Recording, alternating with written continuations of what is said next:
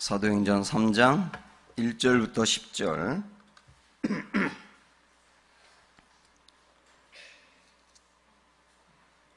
신약성경 190조 사도행전 3장 1절부터 10절 말씀. 제9시 기도 시간에 베드로와 요한이 성전에 올라갈새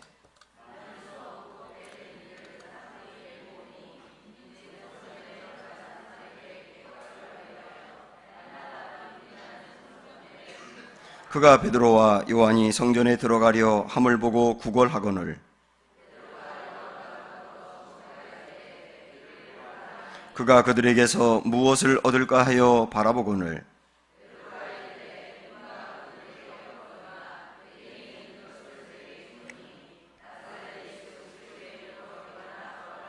오른손을 잡아 일으키니 발과 발목이 곧 힘을 얻고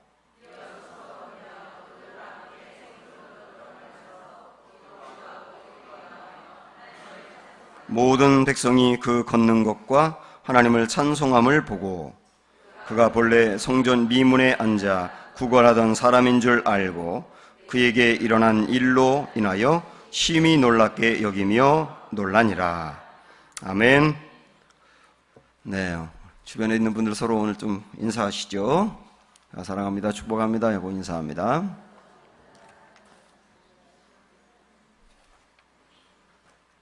새벽 기도를 평상시에 안 하던 분들은 굉장히 힘드실 거예요.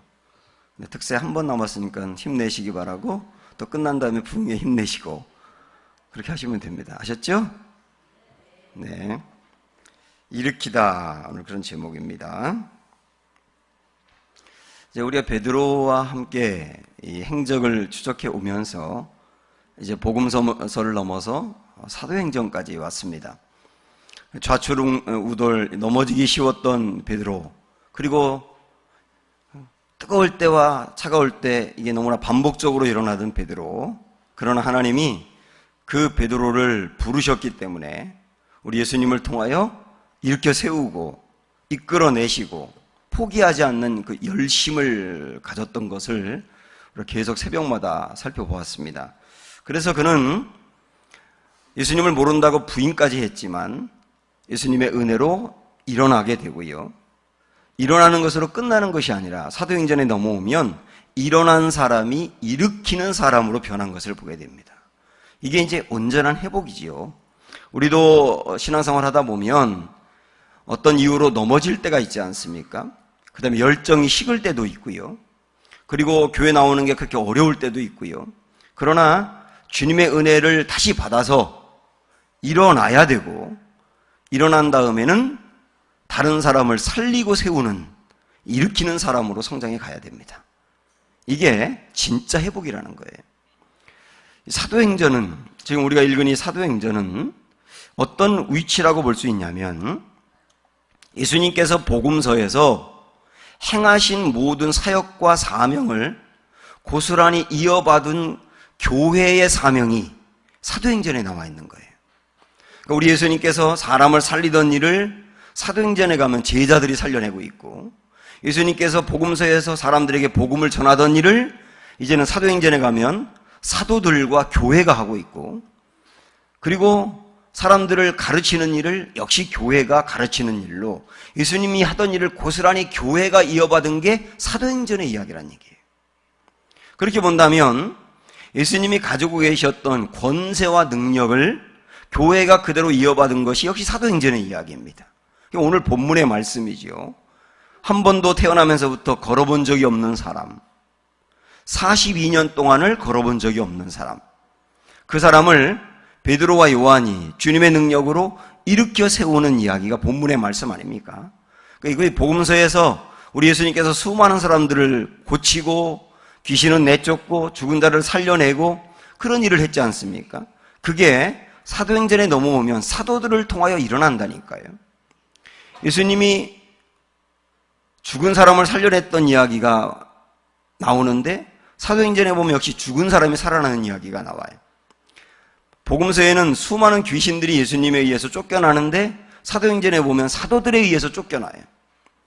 각색 병자들이 예수님에 의해서 나았는데 사도행전에 넘어오면 사도들에 의해서 낫는다고요. 그러니까 복음서에 비해서 전혀 부족함 없는 그 사역들이 계속 이어지고 있단 말입니다. 이것은 우리와 우리 교회에 주는 사명이면서 확신이기도 합니다. 아, 교회라고 하는 게 예수님이 한 사역과 권세를 이어받은 것이구나. 그러면 하나님이 세우신 우리 은강교회도 이런 권세와 사역이 주어졌다는 것을 여러분 믿으셔야 됩니다. 아멘? 예? 교회에 주어진 사명은 예수님 하신 일이니까요. 그래서 오늘도 병자가 살아나고 귀신이 쫓겨가고 하나님의 역사가 충만하게 이 자리에서 나타나는 거 교회에 주신 얼마든지 이룰 수 있는 권세와 사명이다 하는 거예요. 그러나 이 기적이라고 하는 거, 죽은 자가 살아난다든지 뭐 이런 병자가 낫는다든지 있을 수 없는 불가능한 일들이 일어나는 이런 기적은 기적 자체의 의미가 있는 게 아니에요. 이 복음서나 사도행전이나 모든 기적의 초점은 뭐냐면 궁극적으로는 예수 그리스도를 증거하기 위한 통로입니다. 통로. 처음 예수님을 접하는 사람들은 예수님의 이름만 듣고는 잘 믿지 않으니까 이 기적적인 역사를 통하여 그들의 마음을 연 다음에 궁극적으로 예수 그리스도를 그들에게 심어주기 위한 목적이 기적이란 말이에요. 그래서 뭐 물 위를 걷는 이야기라든지 있을 수 없는 이야기들은 이걸 보고 경험하는 사람들에게 당신들이 알고 있는 상식이 전부가 아니다. 우리 예수님은 얼마든지 자연을 지배하며 자연을 뛰어넘는 역사를 일으킬 수 있는 분이다. 당신들이 알고 있는 게 전부가 아니다. 병자가 낫는 것도 의학적인 상식이 전부가 아니다. 의학적인 상식을 뛰어넘는 일들은 얼마든지 일어날 수 있는 거다 라고 하는 걸 통하여 그들의 닫혀있던 마음을 연 다음에 그리고 예수 그리스도를 심는 것이 기적의 목적이라는 얘기입니다. 오늘날도 여러분께서 어떤 그런 일들을 위하여 기도한다거나 누구를 위해서 기도해 줄 때 초점은 반드시 결국은 예수 그리스도를 증거하는 데 있다는 걸 분명히 아셔야 됩니다. 그러면 얼마든지 기적은 일어날 수 있는 거예요. 오늘 이 베드로에 의해서 한 번도 걸어본 적이 없던 이 사람이 이제 걷게 되는데 말이죠. 이 사람은 성전 문 앞에 앉아있는 사람이었어요. 성전 안으로 들어가지 못하고 가까이 와 있는데 문 앞에 있는 사람이었다고요. 이 사람을 베드로가 지켜보니까, 아주 주목해 보니까 그 사람은 베드로가 자기에게 돈을 줄 줄 알고, 이 사람은 거지였기 때문에 돈을 줄 줄 알고 기대하며 바라봤습니다. 그런데 그에게 베드로가 한 말을 여러분 보십시오. 이 오늘 우리 읽은 말씀 핵심 6절이거든요. 자, 6절 말씀 시작. 베드로가 이르되 은과 금은 내게 없거니와 내게 있는 이것을 내게 주노니 나사렛 예수 그리스도 이름으로 일어나 걸으라 하고, 요 말씀인데 일단 여기 보면 내게 은과 금은 없다 그랬어요. 베드로와 요한에게는 정말 은과 금이 없었어요. 근데 은과 금이 없다고 위축되지 않습니다.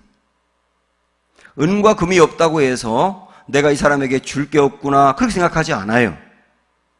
그리고 이 사람에게 제일 필요한 것이 은과 금이라고 생각하지도 않아요.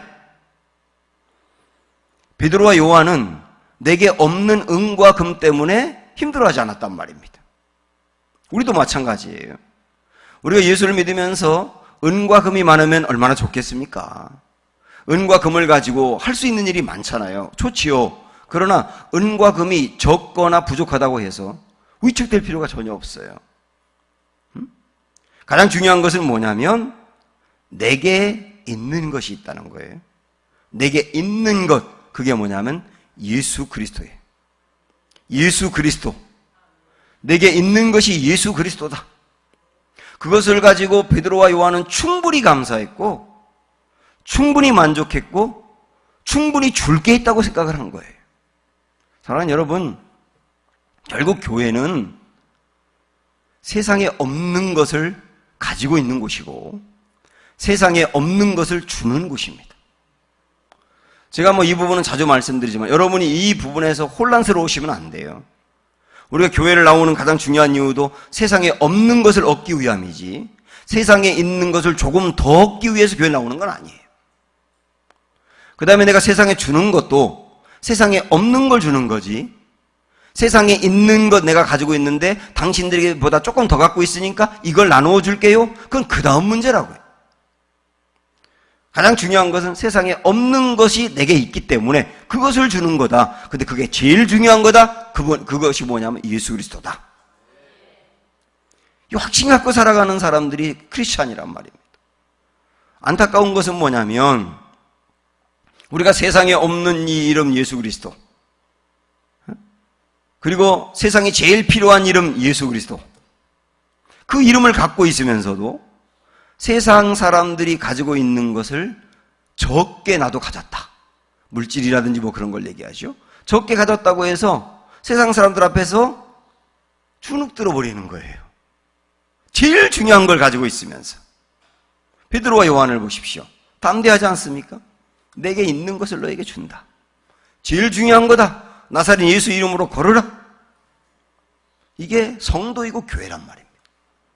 사실 우리가 예수를 믿으면서도 확신 갖고 믿어야 되고, 그 다음에 자랑스럽게 믿어야 되고, 그 다음에 자부심을 가져야 하고, 그리고 세상에 사람들에게 이 복음을 전할 때 제일 중요한 생각이 뭐냐면 세상 사람과 나, 이걸 비교하면서 그들에게 없는 것이 내게 있는 것을 아는 거예요. 그게 뭘까? 한번 우리 오늘 비교 한번 해보도록 할까요? 에베소서 2장으로 한번 가보십시오.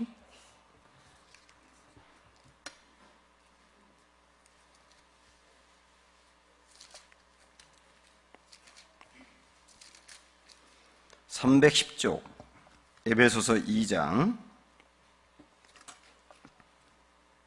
1절부터 2절까지 시작. 그는 허물과 죄로 죽었던 너희를 살리셨도다.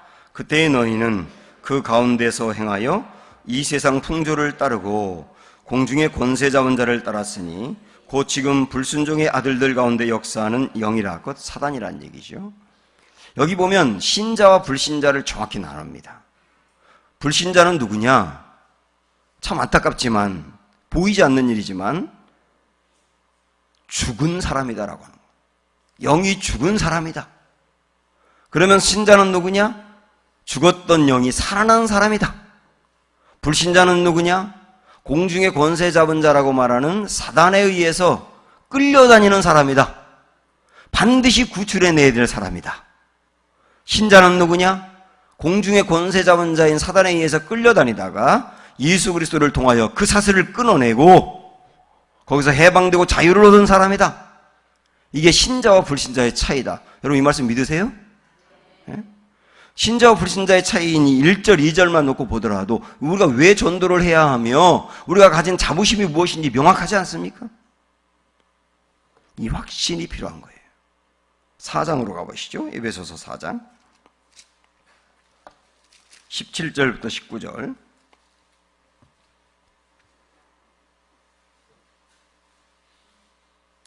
(4장 17절) 시작. 그러므로 내가 이것을 말하며 주 안에서 증언하노니 이제부터 너희는 이방인이 그 마음에 허망한 것으로 행함같이 행하지 말라. 일단 불신자는 그들이 마음에 소망하고 쫓고 가는 것이 거의 대부분 허망한 것이란 얘기예요. 이거는 이 세상엔 있을지 모르지만 영원하지 않은 거, 영원한 가치가 없는 거, 그것에만 소망을 둔다는 얘기죠. 당연하죠. 18절. 그들의 총명이 어두워지고 그들 가운데 있는 무지함과 그들의 마음이 굳어짐으로 말미암아 하나님의 생명에서 떠나 있도다. 그들이 영적으로 무지하고 우둔하여서 정말 중요하게 여길 것이 무엇인지를 모르고 영혼이라든지 영생이라든지 이런 데에는 전혀 관심이 없어서 궁극적으로 그들이 생명에서 떠나 있는 사람이다. 영생하는 생명에서 떠나 있는 사람이다. 불신자의 상태가 현재 그렇다는 거예요. 19절 보면 그들이 감각 없는 자가 되어 자신을 방탕에 방임하여 모든 더러운 것을 욕심으로 행하되, 그래서 세상에 더러운 것에 대한 욕심과 탐욕을 갖고 있는 상태, 이게 불신자의 모습이다. 그렇지 않은 사람도 덜어 있을 수 있지만 불신자의 삶의 대부분 그럴 수밖에 없다는 거예요. 그러나 신자는 뭐냐? 여기서 벗어나서 진짜 중요한 것이 무엇인지를 아는 사람, 영생을 아는 사람, 생명을 얻은 사람, 그 생명을 위하여 인생을 드리는 사람, 이 사람이 신자다. 여러분, 이 구분을 정확히 하지 않으면 우리가 세상 사람들에게 끌려다니는 거예요. 근데 이 구분이 정확하면 세상 사람들을 왜 건져내야 되는지 너무나 분명한 겁니다. 생명이 없는 사람이니까요. 한 구절만 더 보죠. 5장 8절로 가보세요. 그 옆에 바로 있죠. 에베소서 5장 8절 나가지. 시작. 너희가 전에는 뭐였어요? 어둠이더니 이제는 주 안에서 빛이라 빛의 자녀들처럼 행하라 그랬습니다. 우리도 이전에 불신자였을 때는 어둠에 빠져 있는 사람들이었다. 그 말은 지금 불신자들은 어둠 속에 있는 사람이다. 불가피하게.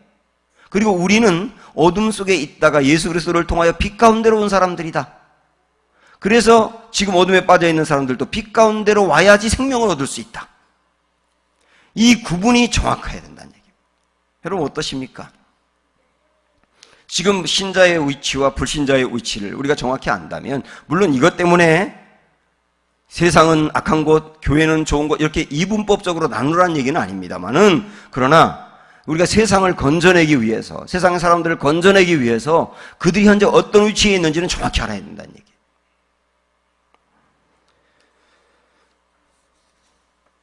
중세시대 때 어떤 사람이 그런 말을 했습니다. 초대교회 당시에는 교회에 은과 금은 없었지만 예수 그리스도의 이름이 분명했다. 그런데 오늘날에는 교회에 은과 금은 굉장히 많은데 예수 그리스도 이름이 약해졌다. 저는 중세시대가 교회 타락시대 아닙니까? 정확히 봤다고 보는데 오늘날도 교회가 은과 금은 있을지 모르지만 예수 그리스도의 이름이 약해져 가고 있는 것이 안타까운 사실이에요. 성도들에게는 어떻습니까? 그래서 사랑하는 여러분, 오늘 우리가 마음에 이 말씀을 잘 새기시면서 분명히 하십시오. 다시 한번 말씀드립니다. 나는 세상 사람들이 갖지 못한 가장 존귀한 이름인 예수 그리스도의 이름을 가지고 있는 사람이다. 그리고 세상 사람들은 이 예수 그리스도를 알고 믿어야만 생명 얻을 수 있다. 그리고 끝내 그들을 이 생명 안으로 데리고 들어오는 것이 우리에게 주어진 사명이다. 나 그들을 부러워할 거 없다. 은과 금이 부족하다고 절대로 부러워하지 말자. 오히려 내가 갖고 있는 예수 그리스도 이름을 자랑스럽게 여기자. 자랑스럽게 여겨야 줄 수 있는 것이 있는 거다. 이 확신이 흔들리지 않을 수 있기를 축복합니다. 우리는 예수 그리스도에 의해서 일어난 사람들이고 이제 예수 그리스도의 이름으로 세상을 일으켜야 될 사람들입니다. 이 존귀한 예수 그리스도의 이름을 붙들고 오늘도 승리하시기를 주님의 이름으로 축원합니다. 한번 찬양하죠. 예수 열방의 소망.